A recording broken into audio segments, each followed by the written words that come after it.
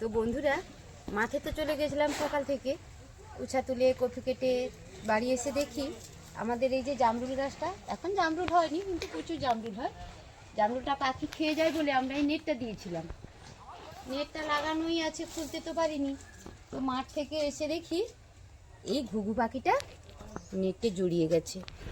তো গাছের উপরে জড়িয়ে গেছিলো, নিচে হলে তো মানে কিছু অসুবিধে ছিল না। তো এইখান দিয়ে দুজন ভাই যাচ্ছিল, আমি বললাম ভাই দিয়ে দে, ছাড়িয়ে দে, পাখিটার প্রাণ বাঁচুক, অনেক পূর্ণ কাজ করবি রে ভাই, ছাড়িয়ে দে। তো তারা ছাড়িয়ে দিয়ে গেল ওই নেট থেকে। আর দেখি ও ডানাতে না অনেকটা কেটে গেছে, আমার তো দেখে খুব খারাপ লাগছে। তো আমি হাতে মলম নিয়ে দাঁড়িয়ে আছি, এইটা ও লাগিয়ে দেবো। আমাদের কোথাও ব্যথা ট্যাথা হলে আমরা যেরকম লাগিয়ে নিই সেরকম করে ওকে লাগিয়ে দিচ্ছি, জল খাইয়েছি। তারপরে একটু ছেড়ে দেখবো, বাবা অনেকটা কেটে গেছে গো। ওকে ছেড়ে আগে দেখবো ও উঠতে পারে কি না, ওকে সুস্থ করে তারপরে আমি ছাড়বো। আমার খুব খারাপ লাগছে, খুব খারাপ লাগছে। আর জল খেতে দিয়েছিলাম, জলটা খেলো না, ভয় পেয়ে গেছে তো জলটাও খেলো না। তো ছেড়ে দেখি আগে। উড়ে যা উড়ে যা উড়ে যা উড়ে যা, এই উড়ে গেছে, আমার মনটা শান্তি হলো।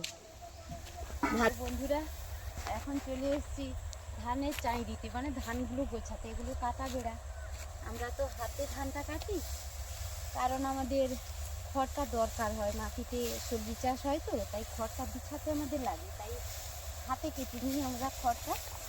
তো আজকে ধানটা গোছাতে চলে এসেছি, এরকম করে চাই দিয়ে দিচ্ছি সবগুলো। একদিন ঝাড়ানো হবে, পরে আজকে গুছিয়ে দিয়ে যাই। আর মাছের তো সুন্দর মিষ্টি গন্ধ আছে, মিষ্টি গন্ধ খুব সুন্দর। এদিকে বাচ্চাকে ধান কাটা হয়েছে, তারও খুব সুন্দর গন্ধ বেরোচ্ছে। এইদিকে এই ক্ষেতটা হচ্ছে বাদশা ভোগ ধান আছে, সামনেরটাও খুব সুন্দর গন্ধ বেরোচ্ছে। আর তো আমরা বাদশা ভোগ বলে থাকি, তবে একে গোবিন্দভোগই সবাই বলে। তবে আমরা আমাদের এখানে বাদশা ভোগ বলি, তো তাই বাদশা ভোগ বলা হয়ে গেছে। আর এই আঁটিগুলো এখন গুছাচ্ছি। তো তো সবাই যে যার জায়গাতে কাজ করছে, খেতে কেউ বিড়া মানে আঁটিগুলো বাঁধছে, কেউ ধান গোছাচ্ছে, আমাদের মতো চাই দিচ্ছে। আর এদিকে ধান ঝাড়ানো হচ্ছে, পাওয়ার টেলার দাঁড়িয়ে আছে। এদিকে অনেক দূরে দূরে মেশিনে ধান কাটা হচ্ছে আর ঝাড়ানোও হচ্ছে। কিন্তু এখন ঝাড়ানোর মেশিনটা আমি দেখতে পাচ্ছি না, এটাকে হুডুড মেশিন বলে। এরকম আটিগুলোকে ঝাড়িয়ে নেওয়া হয়, তো আমরাও করে নিতে পারতাম। তো আমাদের খড়টা প্রয়োজন বলে ধানটা মেশিনে কাটিনি বা ঝাড়াইনি। তো কষ্ট হচ্ছে এখন একটু, গরম তো, শীত মানে শীতের বিকেল, তবুও কিন্তু ঘাম দিচ্ছে এখনো যথেষ্ট এই গরমটা বিকেলে। আর এদিকে ময়ূরকে দেখো, ময়ূর কি করছে। ময়ূর ধান গোছায় পুরোতে ব্যস্ত, ধানের শীষগুলো পুড়িয়ে পুড়িয়ে রেখে দিচ্ছে। বাচ্চা তো, সে তার বাচ্চার মতোই কাজ করছে, ধানগুলো পুড়িয়ে পুড়িয়ে নিচ্ছে। পিসমণি, আমি ধান করাতে যাবো তোমার সঙ্গে, চলো। সঙ্গে থাকলেই তো ভালো, কথা বলবো, একসঙ্গে থাকবো, ভালো লাগবে আমার।